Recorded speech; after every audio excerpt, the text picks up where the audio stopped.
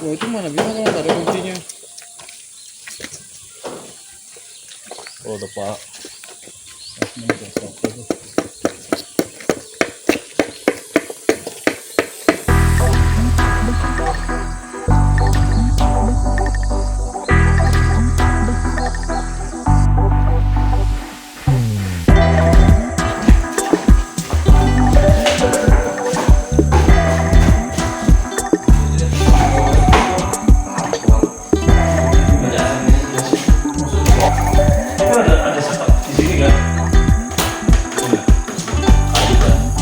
Kan di atasnya lagi guys.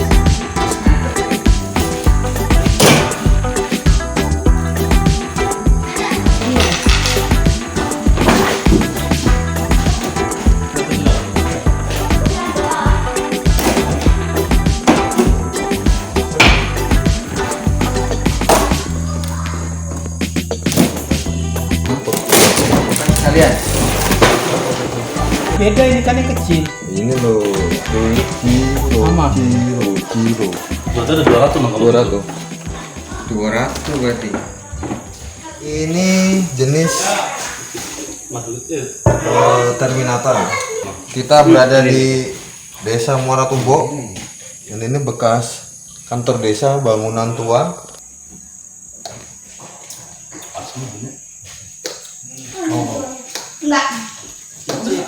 Enggak. Jadi di sini bangunan tua ini terdapat atau dia dijadikan Coba cicip. rumah beberapa jenis lebah trigona, termasuk lebah serena juga ada di sini. Nah, yang kita bongkar sekarang ini jenis Terminata. Dia dua koloni nih jadi satu, tapi satu jenis sama-sama Terminata. Dia terbagi menjadi dua telur, dua sarang. Mau? Kayak vitamin C. Dan ini bisa akan dipindahkan ke dalam kotak. Ada di dalam, Bang.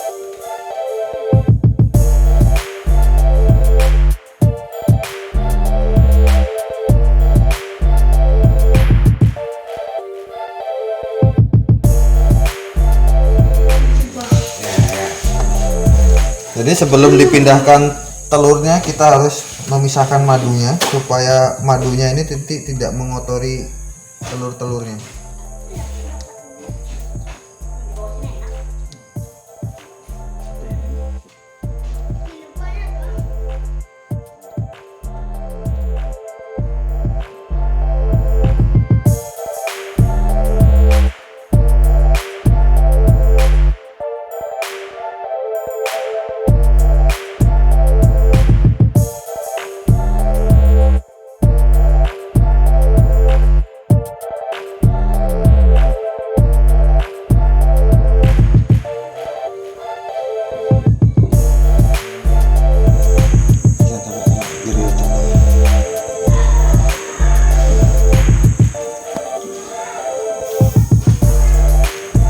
Telurnya sebagian tengah. Terus ini ada calon ratu, itu yang besar itu kayak telur dinosaurus. Sekarang kita pindah ke kotak stok. Wah.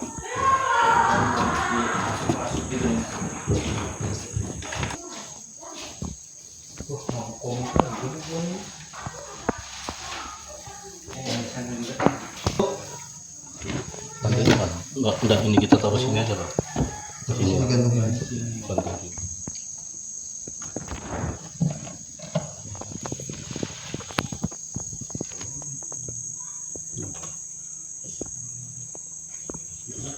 Disapu pakai daun.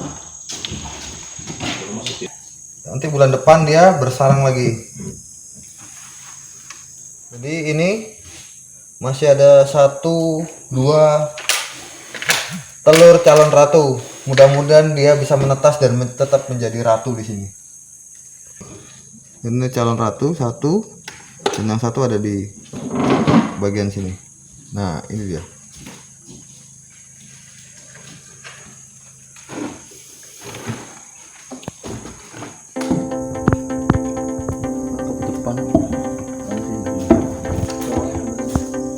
Corongnya habis, suka masuk. Kalau dari corong lain bisa kan? ambil sumber lain.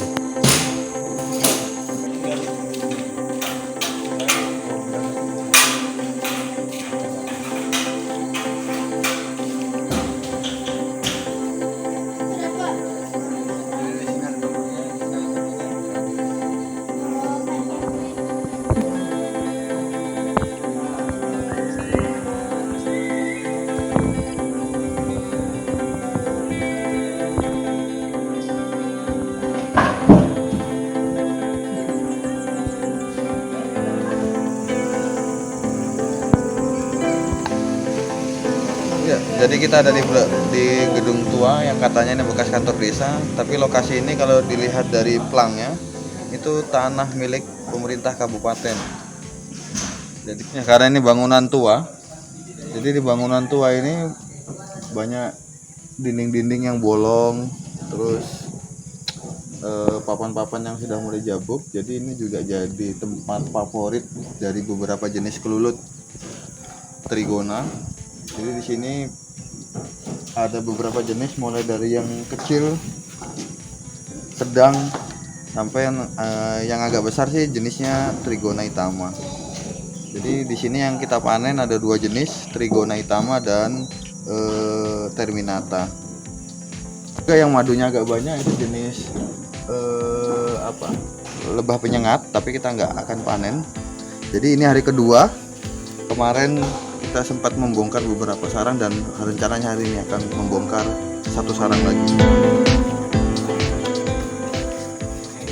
Yaitu lokasi masuk lebahnya, itu yang sarang aslinya, rumah aslinya, rumah pertama. Dan sengaja memang dibiarkan atau disisain beberapa telur supaya dia tetap kembali berkembang biak di situ.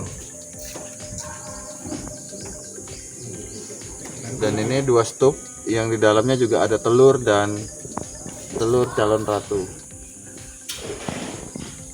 Sarangnya, bentuk sarangnya. Ya, untuk memanen atau memindahkan telur dari dinding bangunan tua ini ke stup, ya, kita cukup menggunakan alat-alat sederhana, ada pisau, terus ada gunting, dan ini tempat untuk panen madunya kalau ada madunya.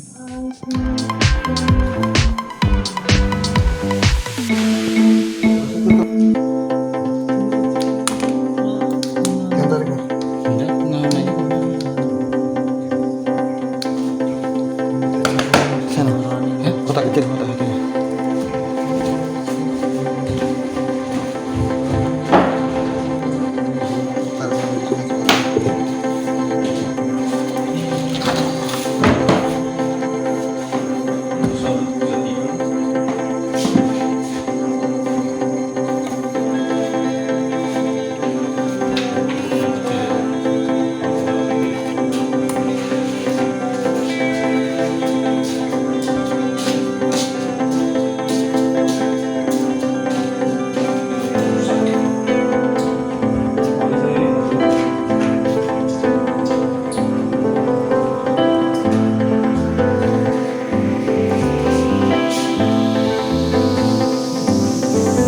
Yang itu tapi enggak ada airnya maksudnya.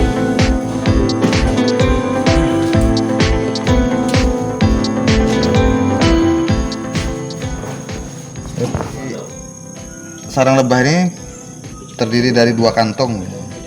Satu kantong untuk bipolen dan satu kantong itu kantong madu. Nah, kantong madu itu isinya madu. Dan kalau yang di kantong bipolen dia khusus isinya bipolen loh. Nah, ini bipolen.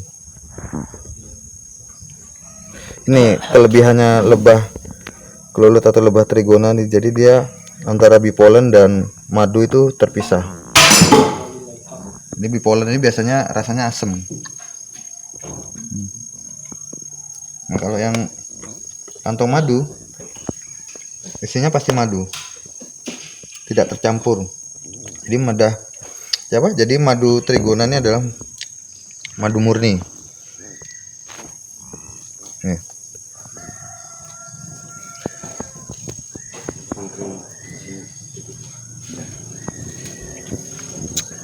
Asam seger, manis, asam seger. Kalau memanen atau menemukan sarang di suatu tempat, model kayak contoh di rumah ini, jadi kalau madunya banyak, itu madunya bisa dipanen sama bipolennya. Jadi yang ini khusus madu dan bipolen. Nanti telurnya itu dimasukkan di dalam stok.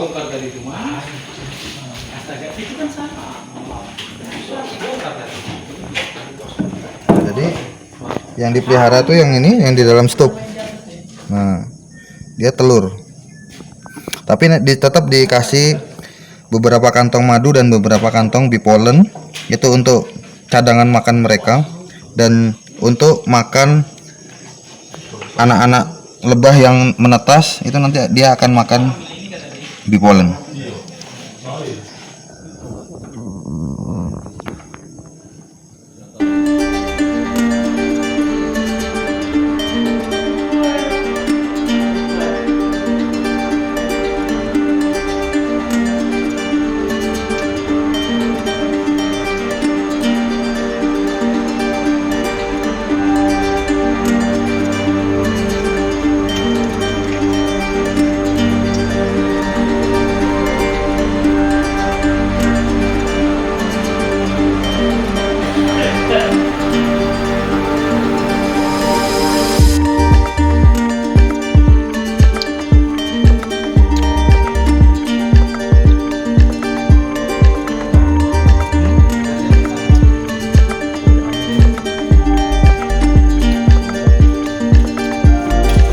Setelah diangkat telurnya dan dimasukkan ke dalam kotak stoknya di bagian lubangnya tuh harus diambilkan di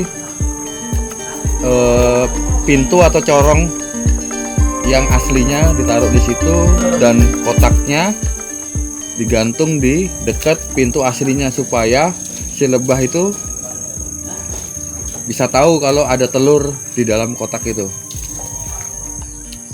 Karena lebah ini atau trigona ini dia seperti GPS dia, di mana dia terbang dan dia akan kembali ke tempat pertama kali dia keluar. Jadi setelah dipindah ke dalam stup, kotak stupnya harus dekat dengan pintu aslinya. Nah, nanti setelah malam, setelah lebah-lebahnya sudah pada pulang, baru kotak stup ini bisa dipindahkan ke tempat di mana kita ingin menaruh stup ini. Jadi waktu yang baik untuk memindahkan koloni atau memanen madu itu di siang hari. Kenapa di siang hari? Karena kalau di siang hari itu lebahnya bekerja, lebih banyak yang keluar mencari makan. Jadi sehingga ketika kita bongkar, dia tidak banyak di dalam sarang dan tidak mengganggu kita. Terutama hindarin di saat mendung. Jadi meskipun siang hari, kalau mendung lebih baik tidak. Nah, kalau sore jam-jam gini ini udah mulai terbang. Jadi sudah mulai terbang kembali ke sarang antara jam 5, jam 6, jam 7. Jam 7 udah mulai tidur. Nah, waktu yang tepat untuk memindahkan stup hasil cloning ini, hasil dari split, itu lebih baik malam, di saat sudah gelap, lebahnya udah pada pulang, baru kita bawa.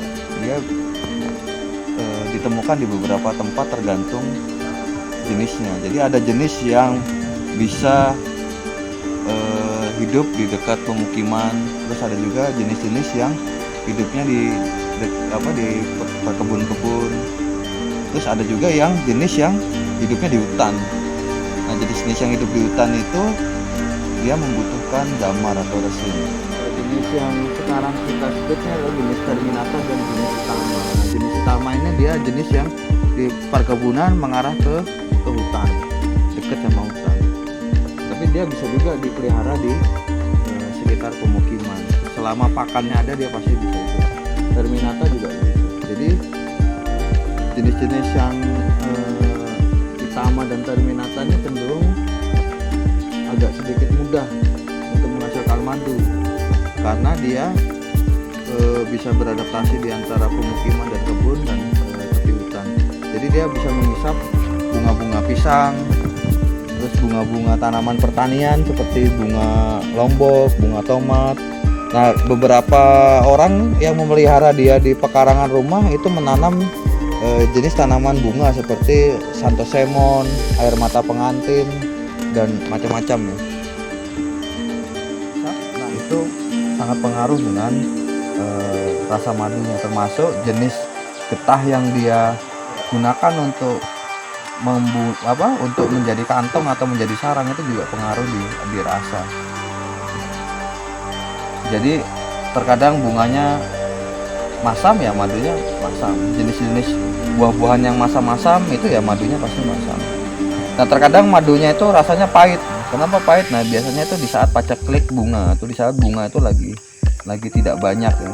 Nah, biasanya bunga-bunga yang pahit, madu yang pahit itu menghisap bunga-bunga yang pahit. Nah, bunga-bunga yang pahit itu biasanya bunga-bunga jenis liana ya, jenis akar-akaran, jenis tanaman yang merambat ke pohon. Itu cenderung rata-rata pahit. Itu terutama tanaman liar yang di tepi hutan atau di daerah ladang atau bekas ladang. Tapi ada juga jenis liana yang manis seperti tadi yang banyak ditanam oleh orang-orang yang memelihara trigona di sekitar pemukiman, yaitu jenis air mata pengantin, cenderung manis. Kalau dekat pemukiman itu cenderung banyak ya, karena biasanya di pemukiman pasti ada pohon kelapa. Yang dekat-dekat ladang itu ada pohon-pohon palem-palem lain seperti aren dan lain-lain. Nah, itu yang bunganya sepanjang setiap bulan selalu ada. Bunga-bunga musiman yang setahun sekali ya jenis buah-buahan biasanya. Dan pohon pisang itu yang selalu ada di kebun, dan itu juga menghasilkan madu, dan madunya cukup banyak di bunga pisang.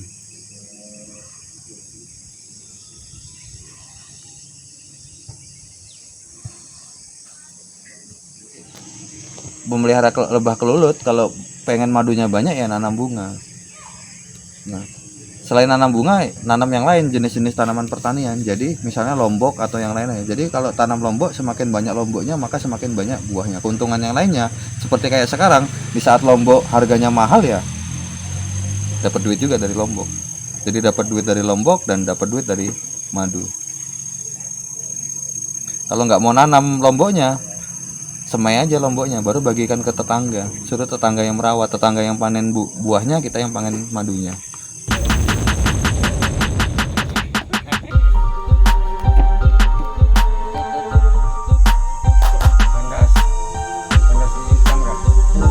Lihat dua kali.